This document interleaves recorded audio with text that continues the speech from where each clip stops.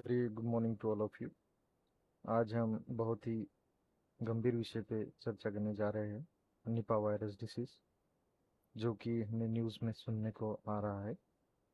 और ये जो निपा वायरस डिसीज है, ये फिलहाल केरल में स्प्रेड हो रहा है। तो जानेंगे ये निपा वायरस डिसीज किस तरह से स्प्रेड होता है, वो वेक्टर्स कौन कौन है उसकी, सिम्टम्स क्या है, प्रिवेंशन क्या है, डायग्नोस कैसे किया जाता है, और साथ ही में ट्रीटमेंट क्या की जाती है। तो चलिए स्टार्ट करते हैं। स्टार्ट करने से पहले, आज 17 सितंबर इंटरनेशनल माइक्रोबायोलॉजी डे, जो कि ये पूरा वीडियो उन्हीं के लिए ट्रिब्यूट किया जा रहा है। एंटन वैन लियोनहॉक, फादर ऑफ माइक्रोबायोलॉजी, उन्होंने रॉयल सोसाइटी ऑफ लंदन को फर्स्ट टाइम जो भी उनकी फाइंडिंग्स थी सिंगल सेल ऑर्गेनिज्म में जो फाइंड किया था, उन्होंने वो रॉयल सोसाइटी ऑफ लंदन को प्रस्तुत किया था। तो उन्हीं के ट्रिब्यूट में आज ये हम निपा वायरस के बारे में चर्चा करने जा रहे हैं। ये video department of microbiology, late Pushpa Devi Patil arts and science college Risod Washim, state Maharashtra, India, यहाँ से शूट होता है। और आज हम जानेंगे निपा वायरस डिसीज के cause, symptom, diagnosis, precaution and treatment के बारे में बैट्स और वायरस के स्ट्रक्चर, वायरस का क्लासिफिकेशन, आउटब्रेक किस तरह से हुआ है, ट्रांसमिट कैसे होते हैं, सिम्टम्स, प्रिवेंशन एंड डिसीज। तो सबको पता है कि अगर हम न्यूज़ देखते हैं तो सबको पता है कि ये जो निपा वायरस है, ये निपा वायरस बैट्स से ट्रांसमिट हो रहा है।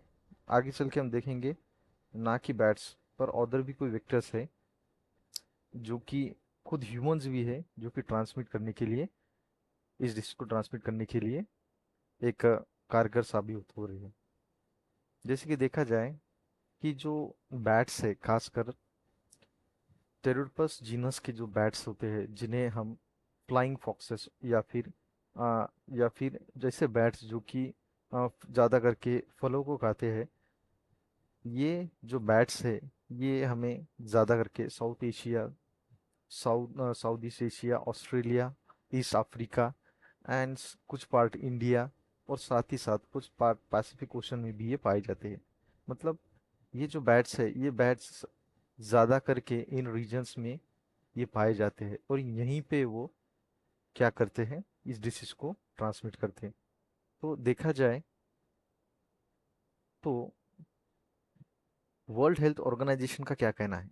वर्ल्ड हेल्थ ऑर्गेनाइजेशन का यही कहना है कि ये जो बैट्स है, ये बैट्स निपा वायरस के वजह से इन्फेक्टेड है, और ये इन्फेक्टेड होने के कारण ये खुद एक होस्ट बोल के काम कर रहे हैं डिसीज को ट्रांसमिट करने के लिए। और इनसे रिलेटेड कोई फ्रूट्स पार्ट्स अगर ह्यूमन कंज्यूम किया तो भी वो ट्रांसमिट हो सकते हैं। मतलब ऐसे फल जिन्हें बैट्स ने खाया है, या फिर इन्फेक्ट किया है, या फिर चबाया है, या फिर उन्होंने थोड़ा सा सलाइवा मिक्स किया है, या फिर कोई उनके फ्लूइड्स या फिर एक्सक्रीशन को भी अगर हम कांटेक्ट में आए हैं, तो ये निपा वायरस इनमें ट्रांसमिट होता है।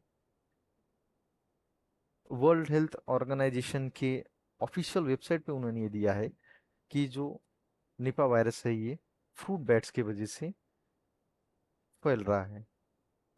साथ ही साथ देखा जाए, centre for disease control and prevention क्या कहता है? Centre and disease control and prevention यह कहता है कि एंडेमिक सिचुएशन राइज हो चुकी है, जिसके बारे में आज कोई भी चर्चा नहीं कर रहा है। निपा वायरस के बारे में इन्होंने कहा है कि south east Asia, Bangladesh, India, इनमें निपा वायरस का एंडेमिक सिचुएशन आ चुकी है। पर हमारे न्यूज़ चैनल्स पे इतना क्लियर कट नहीं बता रहे हैं कि निपा वायरस डिसीज किस तरह से ट्रांसमिट होता है, और उसके उस डिसीज के सिम्टम्स क्या है। ये लेक्चर पूरी तरह से उसी बात पे फोकस करेगा कि ये जो निपा वायरस डिसीज है, इसे हम अर्ली से अर्ली डिटेक्ट किए। हम ये वीडियो बनाना इसलिए चाहते हैं क्योंकि जिस तरह से कोरोना वायरस की जो स्प्रेड हुआ था, ये उससे भी ज़्यादा घातक है। कोरोना वायरस में तो भी हमें इन्फेक्शन हुआ, 2-3 दिन हमें समझ में आया, उसके बाद रेस्पिरेशन में प्रॉब्लम हुई, उसके बाद हम हॉस्पिटलाइज हुए, कुछ मेडिकेशंस ली, और आफ्टर मेडिकेशंस हम फिर से रिकवर हुए। पर ये जो डिसीज है निपा वायरस डिसीज, ये कुछ अलग प्रकार की है। इस निपा वायरस डिसीज सेम, थोड़ी सी फीवर आती है, थोड़ा सा सांस लेने में तकलीफ होती है। डिसीज के सिम्टम्स 3 या फिर 4 से 13 दिन के अंदर अंदर हमें सिम्टम्स दिखाई देने लगते हैं, और उसी में हमें सांस लेने में तकलीफ होती है। और उसी दरमियान हम आगे चल के देखेंगे, उसी दरमियान ये इन्फेक्शन सिर्फ रेस्पिरेटरी ट्रैक्ट तक ही सीमित नहीं रहता, मतलब श्वास नलिका तक ही सीमित नहीं रहता है। ये इन्फेक्शन सामने फैल के ब्रेन को भी इन्फेक्शन करता है, और ब्रेन में स्वेलिंग होती है। इट सेरेब्रोस्पाइनल फ्लूइड को भी इन्फेक्शन करता है। और अगर जब ब्रेन को कोई इन्फेक्शन होता है तो हमें सबको पता है कि ब्रेन को इन्फेक्शन हुए के बाद उसे रिकवरी थोड़ी टफ ही है। और अगर हम ठीक से उसका इलाज ना करें तो WHO आगे चल के कह भी रही है कि डेथ की चांसेस 40 to 75% है। हम ऑफिशियल वेबसाइट के बारे में बात करेंगे, ऑफिशियल वेबसाइट पे जो उन्होंने कहा है उसी पे हम चर्चा कर रहे हैं। उसके बारे में अभी हम आगे चल के दिखाऊंगा। फिलहाल तो centre for disease control and prevention ने ये भी कहा है कि यहाँ देख सकते हैं, मैं यहाँ हाईलाइट नहीं कर पा रहा हूँ, यहाँ देख सकते हैं एंडेमिसिटी इंडिया में भी अभी है, पर इस पर फिलहाल ज़्यादा न्यूज़ चैनल कुछ फोकस नहीं कर रहे। और माइक्रोबायोलॉजिस्ट के होने के नाते हमारा ये कर्तव्य है कि हमें इस इंफॉर्मेशन को स्प्रेड करते हुए सभी को आगाह करना चाहिए। तो देखते हैं निपा वायरस का स्ट्रक्चर। निपा वायरस का स्ट्रक्चर कुछ कोरोना वायरस स्ट्रक्चर के जैसा ही है, पर यहाँ थोड़ा सा चेंज ये है कि निपा वायरस में सिंगल स्ट्रैंडेड डीएनए है, साथ ही में कुछ 6 प्रोटीन्स उसमें पाए जाते हैं। और ये जो निपा वायरस डिसीज है, ये डिसीज खास करके होस्ट में पाया जाता है, और इसका होस्ट हमें पता है कि बैट्स है। अभी हम जब उसके जीनोम के बारे में बात करेंगे, देखा देखा जाए ये जीनोम है, ये आरएनए जीनोम है, सिंगल स्ट्रैंडेड आरएनए है। और साथ ही साथ 6 प्रोटीन उसमें पाई जाती है। एन का मतलब न्यूक्लियो प्रोटीन है, जो कि ग्रीन कलर का पूरे डीएनए को, सॉरी, पूरे आरएनए को इसने कवर किया कर चुका है। उसके बाद है मैट्रिक्स प्रोटीन। हाँ, ये मैट्रिक्स प्रोटीन अंदरूनी हिस्से में पाए जाते हैं। उसके बाद है जी, दैट इज अटैचमेंट ग्लाइकोप्रोटीन्स। और ये जो अटैचमेंट ग्लाइकोप्रोटीन्स है, ये अटैचमेंट होस्ट सेल को अटैचमेंट के लिए कारणीभूत है। अब बात करेंगे कि ये होस्ट सेल कौन कौन से हो सकते हैं। तो जब हम क्लासिफिकेशन जब देखेंगे तब उसमें हमें पता चलेगा कि ये अटैचमेंट किस किस को हो सकता है। नेक्स्ट वही है क्लासिफिकेशन। फिर साथ ही में फॉस्फोप्रोटीन्स भी होते हैं, जो कि आरएनए के साथ ये बाइंड हो चुके हैं जेनेटिक मटेरियल के साथ। फ्यूजन प्रोटीन्स भी होते हैं जो कि बाहर के सतह पे होते हैं, वो किसके साथ होते हैं, वो होते हैं ग्लाइकोप्रोटीन्स के साथ अटैच होते हैं। साथ ही में जो लार्ज प्रोटीन यहाँ पाया जाता है, जो कि जेनेटिक मटेरियल के साथ होता है, जो कि आरएनए पॉलीमरेज है, जो कि उसको रिप्लिकेशन करने में उसकी डुप्लीकेशन कॉपीज बनाने में मदद करता है। तो इस तरह से ये पूरा जीनोम है, और पूरा स्ट्रक्चर है, और ये जीन्स है जो कि इसे और ज़्यादा घातक बनाते हैं। जब हम इसका क्लासिफिकेशन देखते हैं तो ये किंगडम ऑर्थोनेविडी में आता, मतलब जिसका जेनेटिक मटेरियल आरएनए होता है। नेगेटिव स्ट्रैंडेड आरएनए वायरस है जो कि सिंगल स्ट्रैंडेड है, फाइलम निग्रा विरोटिका। अभी जब हम देखा जाए, ये जो जिसके बारे में हम जो मैंने क्लासिफिकेशन इसलिए आपको हाईलाइट करके बताना चाहता हूँ, जब हम इसमें बात करेंगे तो इस जो ऑर्डर है, ये ऑर्डर मोनोनिगेब्रिलस है, जिसमें ये इन्फेक्ट करता है fungi, plants, invertebrates, vertebrates, etcetera, even humans में भी। ठीक है, मैं क्या कह रहा हूँ, एक वास्ट वैरायटी ऑफ होस्ट को ये टारगेट कर सकता है, इवन फंजाई को भी नहीं छोड़ता है। ह्यूमंस तो दूर की बात, फंजाई, प्लांट्स, इनवर्टिब्रेट्स, वर्टिब्रेट्स सभी को इन्फेक्ट करता है। और ना, और जो इसका जो जीनस है, ये जीनस देखो, प्रोटोपाइट्स फ्रूट फ्लाई है। ज़्यादा ज़्यादा करके अपन जो बैट्स जो होते हैं जो कि फ्रूट्स को खाते हैं, उनमें ये खास करके पाया जाता है। और ये जो बैट्स जो है, ये ज़्यादा करके हमने लास्ट लिस्ट में भी देखा था, ये जो बैट्स जो है, ये बैट्स हमें इन रीजन्स में ज़्यादा पाई जाती है, ये इतने पूरे रीजन्स में। इवन इंडिया का भी बहुत सा हिस्सा इसमें आ चुका है, देखा जाए यहाँ पे देखिए, अपर दिल्ली, हरियाणा, जम्मू कश्मीर, वो थोड़ा छोड़ के बाकी ओवरऑल मैं कह सकता हूँ 80 to 85% तो इंडिया भी उसमें कवर है, और उसमें हमारा खुद महाराष्ट्र भी कवर है। तो इसलिए हमें इस विषय पे चर्चा करना बहुत ज़रूरी है। तो ये जो वाइड वैरायटी ऑफ इन्फेक्शन की इसकी एबिलिटी है, यही इसे सबसे ज़्यादा घातक बनाती है। आगे चल के हम देखेंगे कि किस तरह से ये जो निपा वायरस है, ये निपा वायरस इन्फेक्शन करता है। निपा वायरस सबसे पहले मलेशिया में पाया गया था, मलेशिया एंड सिंगापुर में। और जहाँ पे मलेशिया में पाया गया था निपा जगह से, उसी का इसका नाम निपा वायरस दे दिया गया है। साथ ही में निपा वायरस ने मलेशिया में भी अच्छा खासा इसने पेंडेमिक कॉज किया था। साथ ही फिलीपींस में भी, बांग्लादेश में भी किया है, और केरल में भी किया है। और ये जो निपा वायरस है, ये 1999 में मलेशिया में निपा जगह पे ये पाया जाता है, इसलिए उसका नाम निपा वायरस है।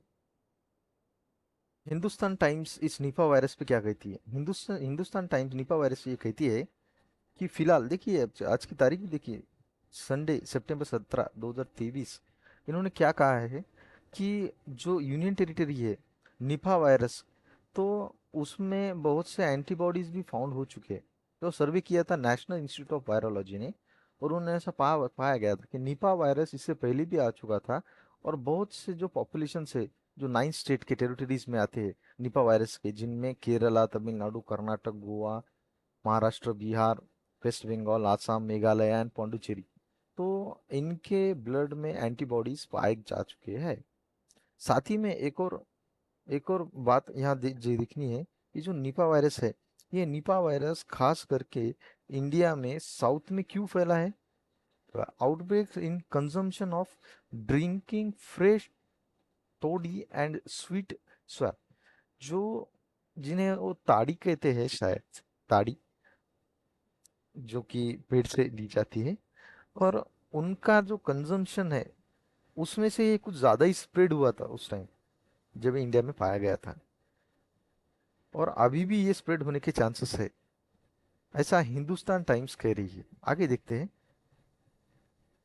जैसा कि मैंने कहा था कि निपा वायरस जो है, ये निपा वायरस फर्स्ट ऑब्जर्व हुआ था मलेशिया में, और ह्यूमन केस 1998 में ऑब्जर्व हुई थी। साथ ही साथ में ये जो निपा वायरस है, ये हेनिपा वायरस फैमिली से बिलोंग करते हैं, जिसमें दो तरह के स्पीसीज है। एक है हेंड्रा वायरस, और दूसरा है निपा वायरस। और फिलहाल हेंड्रा वायरस जो है, जो कि इन्होंने कहा है, यहाँ आप देख सकते हैं, छोटा सा है। ऑस्ट्रेलिया में फिलहाल हेंड्रा वायरस, इसकी जो टाइप है निपा वायरस की, हेंड्रा वायरस अभी फिलहाल बहुत ज़्यादा स्प्रेड हो चुका है। और इंडिया में फिलहाल निपा वायरस, अभी देखते हैं हम। हेंड्रा वायरस का जो एपिडेमिक चालू है वो फिलहाल ऑस्ट्रेलिया में चालू है, और इंडिया में निपा वायरस का। और दोनों भी जो वायरसेस है, ये जो स्प्रेड होते हैं और बहुत ही फीटल होते हैं, और ये ह्यूमंस को भी इन्फेक्शन करते हैं और हॉर्सेस को भी। अब देखते हैं ये ट्रांसमिट कैसे होते हैं। अगर देखा जाए, मलेशिया में जब ये ट्रांसमिट हुआ था तो किस तरह से हुआ था? बैट्स ने कुछ फ्रूट्स को खाया है। वो कुछ फ्रूट्स राइपन हुए वाले नीचे गिरे हैं। उन फ्रूट्स को पिग ने कंज्यूम किया है। पिग ने वो पिग ने जो कुछ भी पिग को अपने पिग में इन्फेक्शन हुआ है, वो पिग से ह्यूमंस को इन्फेक्शन हुआ है। या तो पिग्स को खाने खाने की वजह से, या पिग्स को हैंडल करने की वजह से भी वो इन्फेक्शन हो चुका है। इस तरह से मलेशिया में हुआ। फिलीपींस में क्या हुआ है? बैट्स ने कुछ खाए वाले फ्रूट्स बोले, या फिर बैट्स कुछ है जो जो जो बैट्स में अदर स्पीसीज में फैल चुके हैं, वहां से फ्रूट्स के द्वारा, या फिर फ्रूट्स के द्वारा, या फिर उन्होंने काटने के द्वारा हॉर्स में ये ट्रांसमिट हुआ है, और हॉर्स से ह्यूमंस में, और ह्यूमन से ह्यूमंस में। इस तरह से फिलीपींस में ये स्प्रेड हो चुके हैं। बट इंडिया और बांग्लादेश में थोड़ा सा अलग है। इंडिया और बांग्लादेश में कोकोनट ट्री और कुछ अदर फ्रूट स्वैप से ह्यूमंस में, और ह्यूमंस को जो ट्रीट करने वाले doctors, nurses, even pathological samples ले जाने वाले जो टेक्नीशियन है, उनसे भी वो ट्रांसमिट बहुत अच्छी तरह से हो चुका है। हम देखते हैं कितने अच्छी तरह से पैथोलॉजी वाला आता है, जो कि अपने आप को शक्तिमान समझता है, बिना मास्क, बिना ग्लव्स, बिना एप्रॉन, बिना किसी प्रिकॉशन के डायरेक्टली पेशेंट के आगे जाके कांटेक्ट होके, और सैंपल विड्रॉ करके मस्त पूरे इलाके में घूमता है और डिसीज को ट्रांसमिट करता है। ये एक और डायग्राम जिसमें दिखा दिखा जा सके ये वायरसेस दिखते हैं फ्रूट से, ये फ्रूट से ह्यूमंस, फ्रूट से पिग्स, पिग्स से फिर से ह्यूमंस।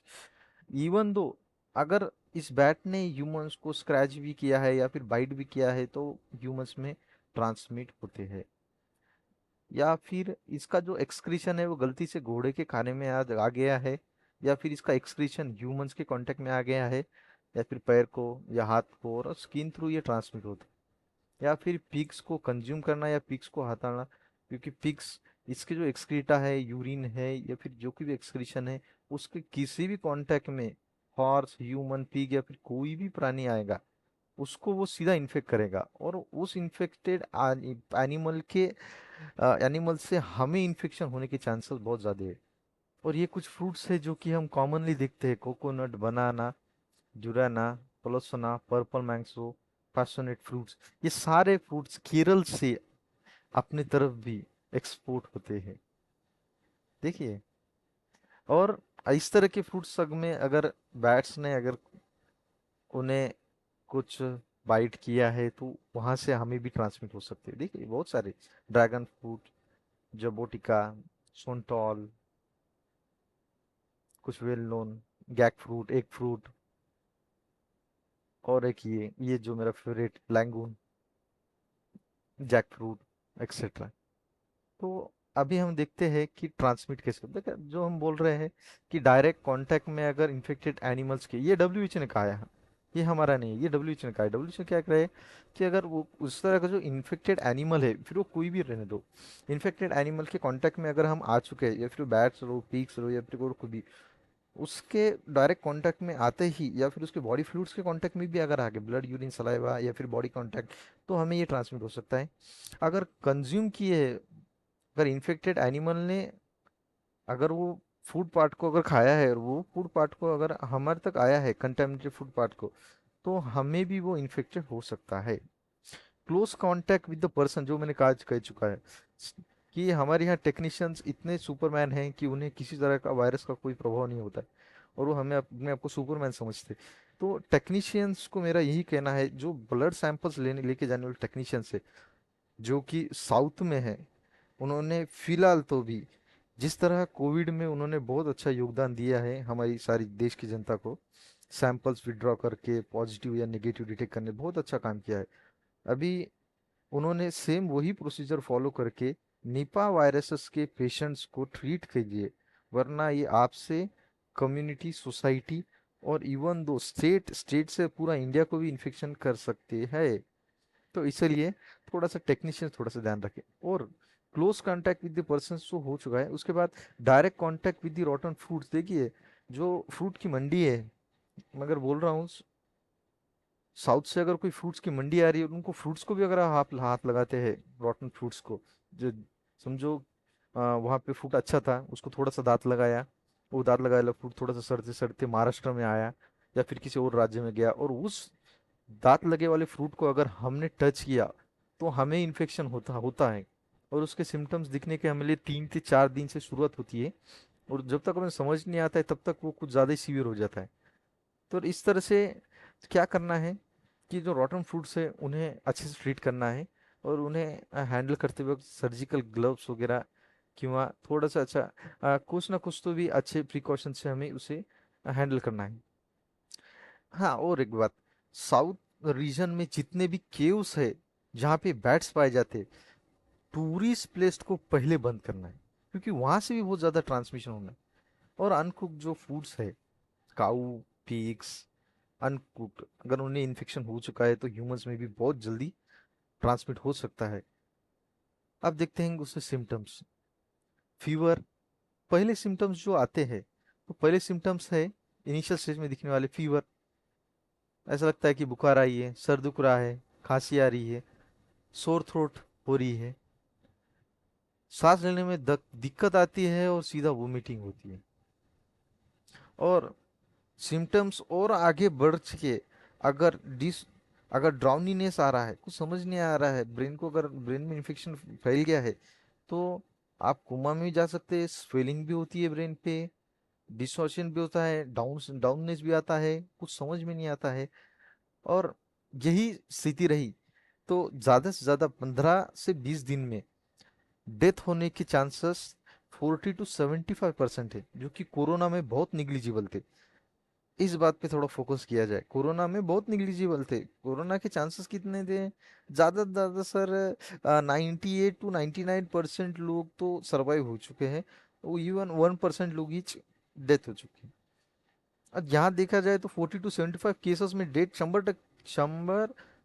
100% डेथ कंफर्म ही है। जो मैं कह रहा हूँ वही 4 to 14 डेज पे हमें एक्सपोजर के बाद हमें सिम्टम्स देखने को मिलेंगे। सीवियर डिसीज है ये, जो कि फैलती है बॉडी में, ब्रेन ब्रेन को इन्फेक्शन करती है, और 3 से 4 दिन में हमें सर दुखना, सोर थ्रोट, कफिंग वगैरह देखने को मिलता है।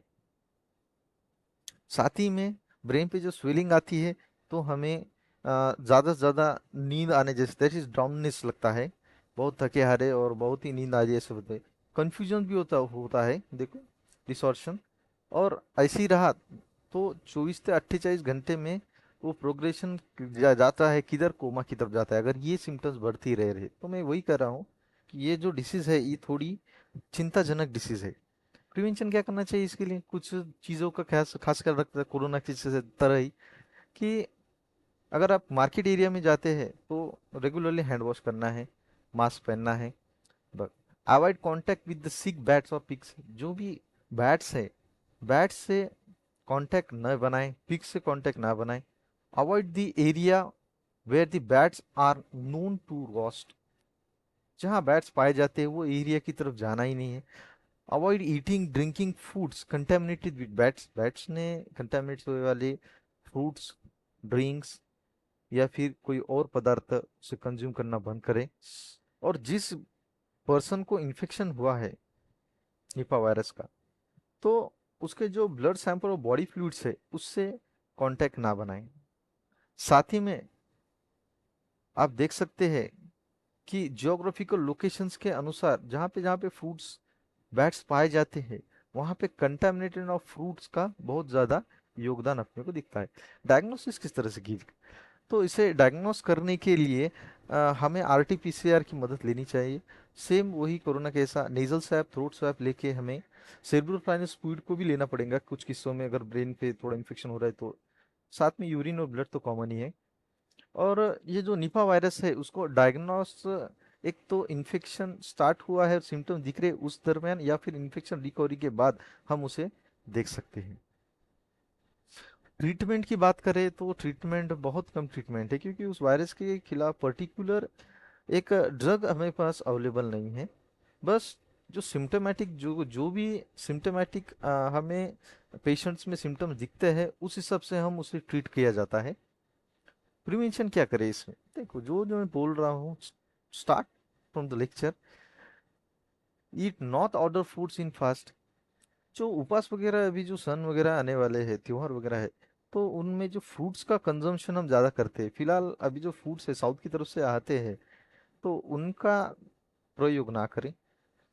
मीट ईटिंग का प्रयोग ना करें। Avoid food, stop animal marketing. जो एरिया में इन्फेक्शन फैला है वहाँ पे एनिमल मार्केटिंग, जो पशु का मार्केट होता है, उनको टोटली कुछ देर के लिए बंद करना चाहिए। क्राउडेड प्लेस में जाना बंद करना चाहिए। आरटीपीसीआर साउथ के पेशेंट से अभी हम ये प्रिवेंशन के तौर पे हमने पहले भी किया, जब कोरोना हुआ था तो ट्रैवलिंग के लिए हमने आरटीपीसीआर कंपलसरी किया था। अभी वही नियम RTPCR for finding out the Nipah virus को भी शुरू करना चाहिए। और जो निपा वायरस के पेशेंट्स है उसको सेपरेटली आइसोलेशन चेम्बर्स और रूम्स और हॉस्पिटल्स को जनरेट करने की सबसे ज़्यादा ज़रूरत है। केव्स, जो टूरिस्ट प्लेस है, वहाँ जाना बंद करना चाहिए। देखिए, avoid avoid the caves travelling, क्योंकि वहाँ पे ये बैट्स पाए जाते हैं। अवॉइड कंज्यूमिंग रॉ फ्रूट्स, क्योंकि बांग्लादेश में आउटब्रेक हुआ था तो रॉ फ्रूट्स की वजह से हुआ था। और जब इंडिया में आउटब्रेक हुआ था तो जो ताड़ी वगैरह जो पीते हैं उनसे आउटब्रेक हुआ था। तो इस तरह का कंजम्पशन ना करें। ये पूरा डब्ल्यूएचओ करी। और साथ ही साथ में देखो डब्ल्यूएचओ ने क्या किया है, 2001 में ट्रांसमिशन ऑफ वायरस रिपोर्ट किया था। उन्होंने क्या कहा था कि 75% of the cases among the hospital staff और विजिटर्स जो होते हैं उन्होंने फैलाया था। देखिए मैं जो वही कह रहा हूँ, क्योंकि जो विजिटर्स और जो स्टाफ होते हैं वो भी थोड़ा सा प्रिकॉशन न लेने की वजह से उस टाइम पे वो स्प्रेड हुआ था 2001 में बहुत ज़्यादा। और 2001 से 2008 में बांग्लादेश में जब वो स्प्रेड हुआ था तो ह्यूमन टू ह्यूमन ट्रांसमिशन हुआ था, जिसमें जो केयरिंग पर्सन जो होते हैं, केयरिंग पर्सन फॉर एग्जांपल जो भी उसके नातेवाईक वगैरह है, रिलेटिव्स है, उन्होंने फैलाया था। एक 2001 में हॉस्पिटल स्टाफ और विजिटर्स में, और बांग्लादेश में भी सेम। पर बांग्लादेश में हॉस्पिटल स्टाफ ने न न किया, उन्होंने वो जो केयर करने वाले ये है, उन्होंने सबसे ज़्यादा फैलाया। और इसी तरह से हमने आज निपा वायरस क्या है, ट्रांसमिट कैसे होता है, और सिम्टम्स क्या है, साइन क्या है, वायरस क्या है, कैसे ट्रांसमिट होता है, इन सभी पे हम चर्चा की। होप आपको कुछ ये समझ आया होगा। Thank you.